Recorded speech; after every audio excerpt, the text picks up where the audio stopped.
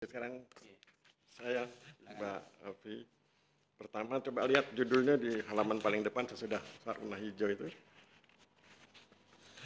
Perhatikan judulnya, kemudian coba periksa elemen judulnya itu. Itu kan ada beberapa elemen. Pertanyaan saya, dari elemen judul itu mana yang masuk menjadi perdebatan publik? Ya, dari judul itu mana yang masuk perdebatan publik?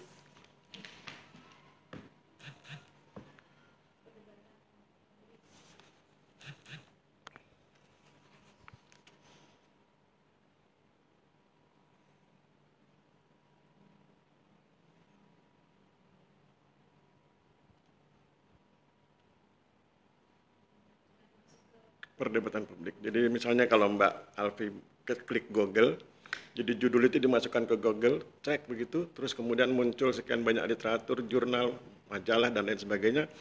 Nah, isu yang mana? Ini kan, kalau gitu sekarang gini, coba bedah judulnya menjadi beberapa elemen. Ada berapa elemen di judul itu?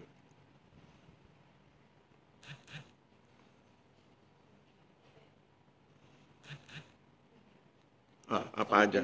Mungkin kata atau frasa kunci mungkin ya harus ya yang dimaksudkan Pak. Kira-kira yang akan mengundang ini yang mana?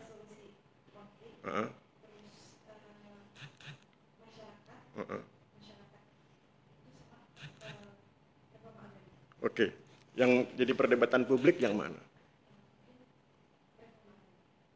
Coba klik, ada HP nggak? Klik di Google. Kalau saya bilang keliru kalau Mbak Afi bilang reforma agraria. Yang jadi perdebatan publik dalam konteks Cilacap itu kan resolusi konfliknya. Coba klik Google-nya. Tulis resolusi konflik pertanahan. Sudah ketemu?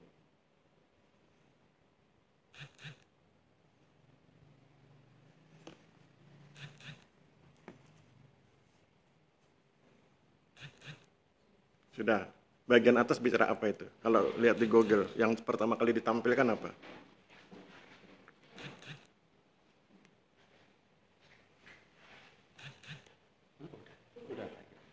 Ya, yang pertama kali ditampilkan apa? Yang tampil di Google-mu itu apa? Iya. Itu kan ada resolusi konflik pertanahan tuh, yang penelitian dari media neliti itu.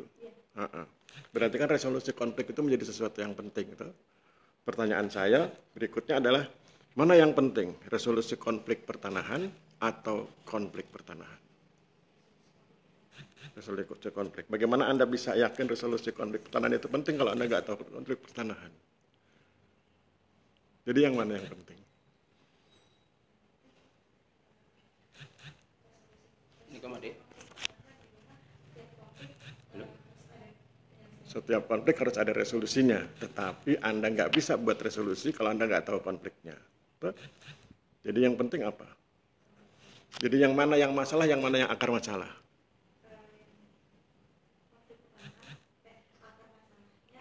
Dalam kasus Mbak Alfi, yang masalah apa?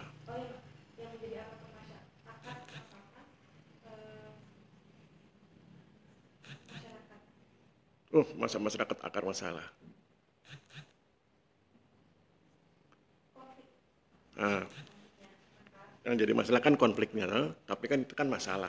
Tetapi kan kalau Anda ingin menyusun resolusi konflik, Anda harus tahu akar masalahnya. Konflik pertanahan itu akar masalahnya apa? Dalam kasus Mbak Alfi ya, dalam kasus yang Mbak Alfi amati, akar masalahnya apa? Penyerobotan tanah. Jadi akar masalahnya penyerobotan tanah, kemudian timbul konflik gitu tuh, baru kemudian dirumuskan resolusinya. Oke. Sekarang coba lihat di daftar isi.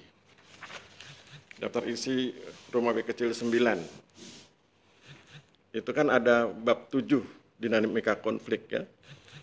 Bab 7 dinamika konflik. Itu kenapa yang faktor pendukungnya huruf besar kecil, kemudian yang BC-nya besar semua? Apakah Mbak Alfi berpikir bahwa faktor penghambat lebih penting untuk diobservasi daripada faktor pendukung?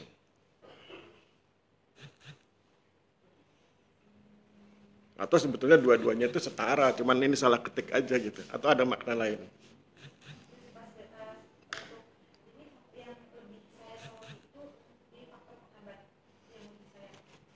Kalau Mbak Alfi hanya menyoroti faktor penghambat dan mengabaikan faktor pendukung, padahal solusinya justru di faktor pendukung.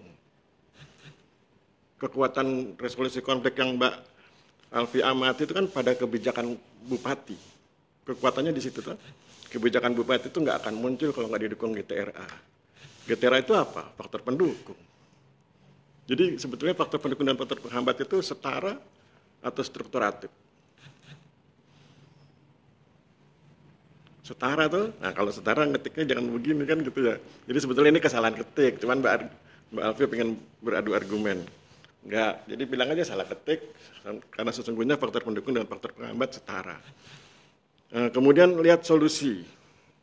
Solusinya kan dibilang perbaikan komunikasi ya di daftar isi itu. Perbaikan komunikasi tadi Mbak Alfi jelaskan persuasif. Kalau perbaikan komunikasinya adalah persuasif, bagaimana komunikasi sebelumnya?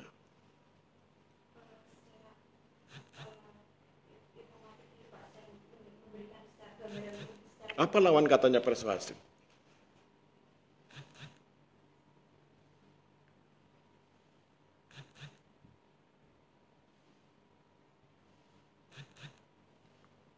Lawan katanya persuasif kan represif, tapi kan nggak mungkin ada komunikasi yang represif, no? Yang dilakukan oleh teman-teman di sana gimana? Kan di faktor penghambat itu ditulis ketidaktepatan komunikasi. Seperti apa itu dibilang tidak tepat?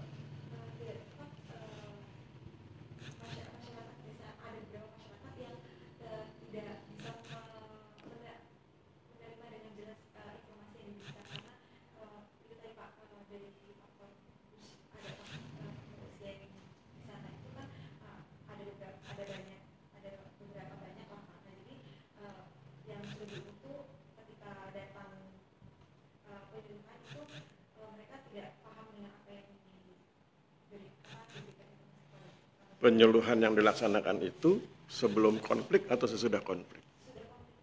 Sesudah konflik. Penyuluhan maksudnya buat apa? Penyuluhan redis.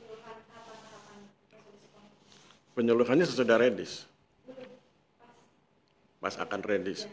Nah, ketika penyuluhan dilaksanakan pas akan redis, asumsi saat itu konfliknya dianggap selesai atau belum?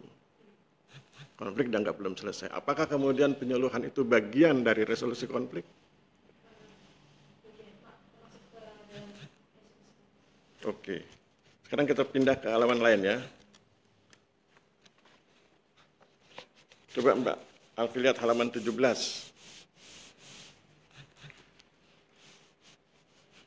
Halaman 17 itu tentang strong tactic, kooperatif tactic. Kemudian pertanyaan saya, yang mana yang tepat dengan kondisi lapangan dari segi unsur-unsurnya? Mana yang strong tactic di lapangan?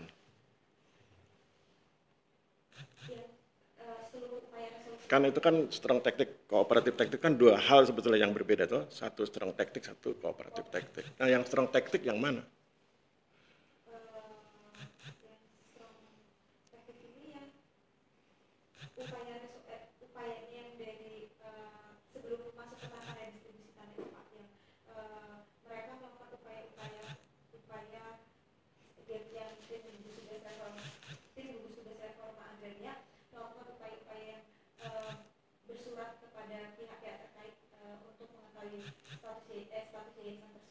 Apakah bersurat itu termasuk strong tactic? Enggak, salah. Strong tacticnya bukan yang itu. Masih ingat kebijakan Pak Bupati? Bagaimana beliau mengumumkan? Itu yang strong tactic. Oke, terus yang kooperatif tactic yang mana? Kan pernah waktu di seminar saya bilang itu saya suka American Got Talent itu karena ada empati dan ada ketegasan. Nah, ketegasan itu kan strong tactic. Bagaimana bupati dengan tegas menyatakan ini akan diselesaikan dengan RA, khususnya dengan redistribusi tanah. Itu strong tactic. Dan sesudah itu baru semua ikut kan begitu. Itu powerful betul itu pernyataan itu. Nah, itu oke, itu strong tactic. Terus yang kooperatif tactic yang mana?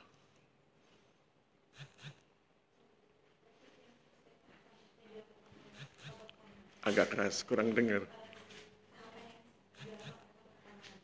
tahapan yang dilakukan oleh kantor pertanahan itu bukan kooperatif taktik, itu administratif taktik. Ayo, Mbak Alfi kan pilih ini tuh strong taktik, kooperatif taktik. Strong taktiknya oke ya, itu kebijakan Pak Bupati yang sangat tegas ya. Kemudian yang kooperatif taktik yang masih harus dijelaskan. Ada di skripsi, cuman yang mana?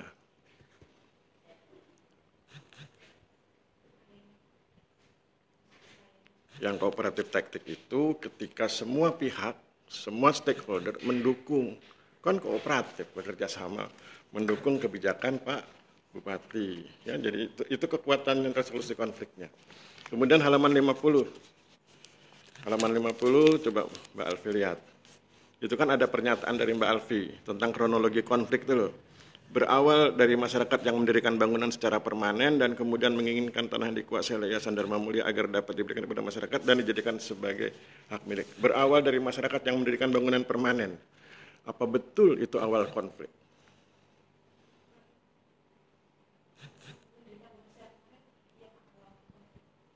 Bagaimana dengan kepentingan? Katanya konflik itu diawali dengan perbedaan kepentingan. Teorinya begitu kan? Teori konflik kan, konflik bermula dari perbedaan kepentingan. Mana lebih dulu, perbedaan kepentingan dengan mendirikan bangunan? Salah. Orang mendirikan bangunan kan karena niat tertentu, karena kepentingan tertentu. Harusnya kepentingannya dulu. Bahwa masyarakat butuh tanah, mereka punya kepentingan untuk mendapatkan tanah, baru mereka mendirikan bangunan di atas tanah itu. Oke. Berikut. Halaman 60. Halaman 60 Mbak Alfi bikin pernyataan. Lahan seluas 2,66 hektar yang menjadi objek konflik yang akan diberikan kepada masyarakat Kelurahan Donan. Pertanyaan saya, kalau itu sebuah mekanisme redistribusi, mengapa kemudian tidak diikutsertakan konsep konsolidasi? Mengapa hanya redistribusi murni?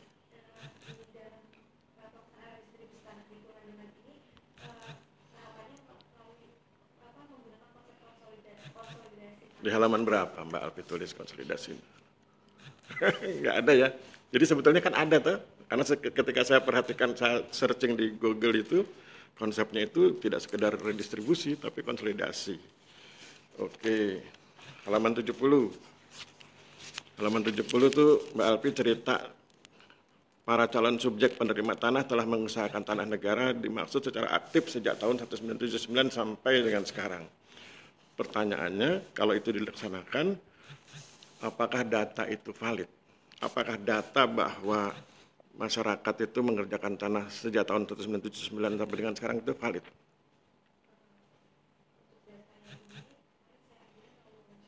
Melalui wawancara. Bagaimana cara Mbak Alfi menguji bahwa orang yang diwawancarai tidak berbohong? Bagaimana cara Mbak Alfi menguji bahwa orang yang diwawancarai itu tidak berbohong?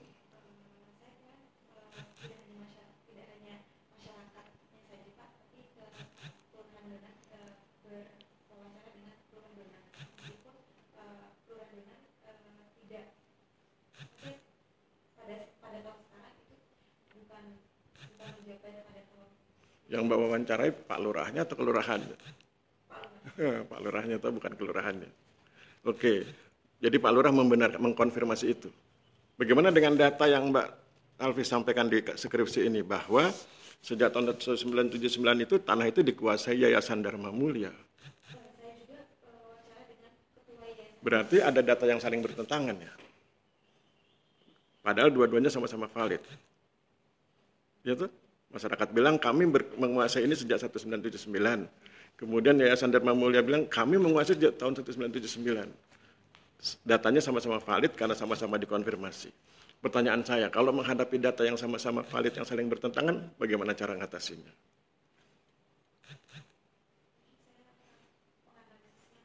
Mana analisisnya? Belum. Oke, kita lanjut ya. Halaman 79. Halaman 79 tadi Mbak Alfi sudah memilih itu ya, teori strong taktik, kooperatif taktik. Kemudian halaman 80, Mbak Alfi ngomong Di kesimpulan bagian akhir itu, Kantor Pertanahan mendapatkan penghargaan sebagai penyelesaian kegiatan sertifikasi redistribusi tanah tercepat pada tahun 2023. Mengapa yang dihargai, yang diberi award, yang diberi penghargaan hanya aspek kecepatannya, bukan ketepatannya? Cepat kalau nggak tepat kan salah. Cepat bagi-bagi tanah tapi tanah orang. Cepat bagi-bagi tanah tapi kemudian menimbulkan konflik lanjutan. Kalimat ini Mbak Alfi kutip dari mana?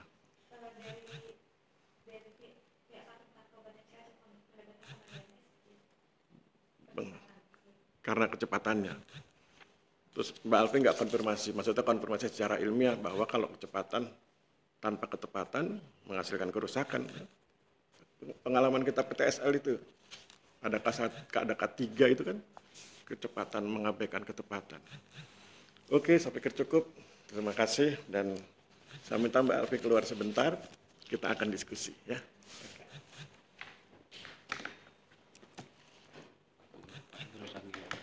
Sudah.